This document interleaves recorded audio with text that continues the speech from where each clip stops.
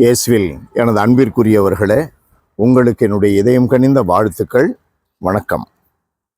அன்பானவர்களே, இன்று நம்முடைய சிந்தனைக்கு மத்தேயு நற்செய்தி 5வது அதிகாரம் 13 16 முடிய உள்ள பகுதி கொடுக்கப்பட்டுள்ளது. அன்பிற்குரியவர்களே, நீங்கள் மண்ணுலகிற்கு உப்பாயிருக்கிறீர்கள்.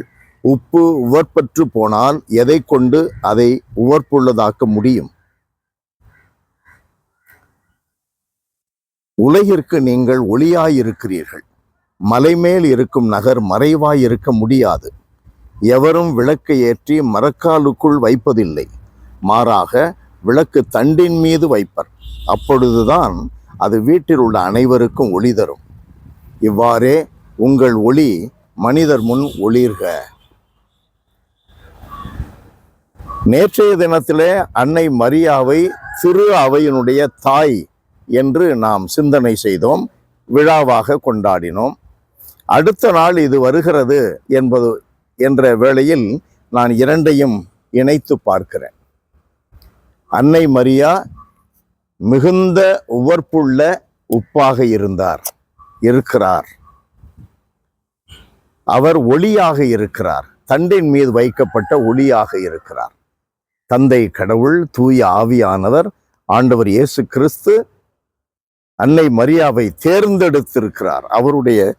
கடவுளுடைய திட்டத்தில் அன்னை மரியா அத்தனை சிறப்பு வாய்ந்தவராக இருக்கிறார். அவர்தான் உலகிற்கு உப்பு, உலகிற்கு ஒளி என்பதற்கு இயேசுவிற்கு அடுத்து மாதிரியாக இருப்பவர்.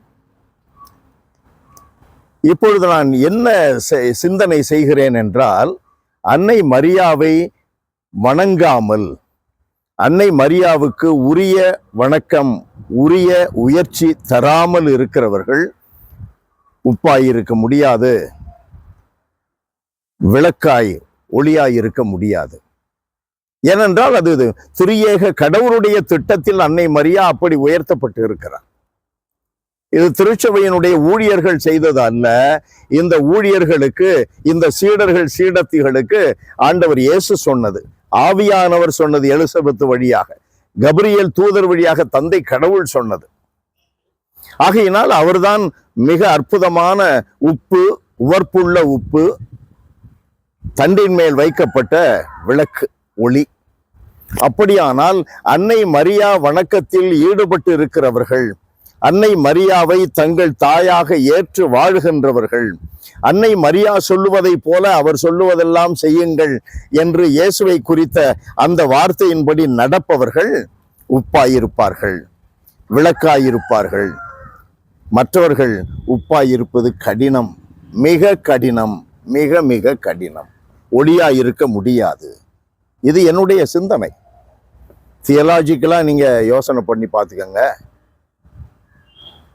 அன்பு நிறைந்த எங்கள் இறைவா, உம்மை போற்றி புகழுகிறோம், வாழ்த்தி வணங்குகிறோம். ஆண்டவரே, எங்களுக்கு நீர் அற்புதமான மாடலை கொடுத்திருக்கிறீர். ஆண்டவர் இயேசு சொன்ன ஒவ்வொரு வார்த்தைக்கும் மாடலாக அன்னை மரியாவை கொடுத்திருக்கிறீர். உப்பாக, விளக்காக இருப்பதற்கு நாங்கள் அன்னை மரியா எப்படி அந்த இயேசுவை பின்பற்றினார், எப்படி ஆவியானவருக்கு பத்தினியாக இருந்தார், எப்படி தந்தை கடவுளுடைய திட்டத்தின்படி பணிந்தார் என்பதை மனதில் கொண்டு நாங்களும் வாழ ஆரம்பித்தால் நாங்கள் உண்மையிலேயே உலகிற்கு உப்பாக, உலகிற்கு ஒளியாக திகழ்வோம் என்பதை நாங்கள் உணர்ந்து வாழச் செய்யும். இயேசுவின் நாமத்தில் ஜெபிக்கிறோம் பிதாவே. ஆமென், ஆமென்.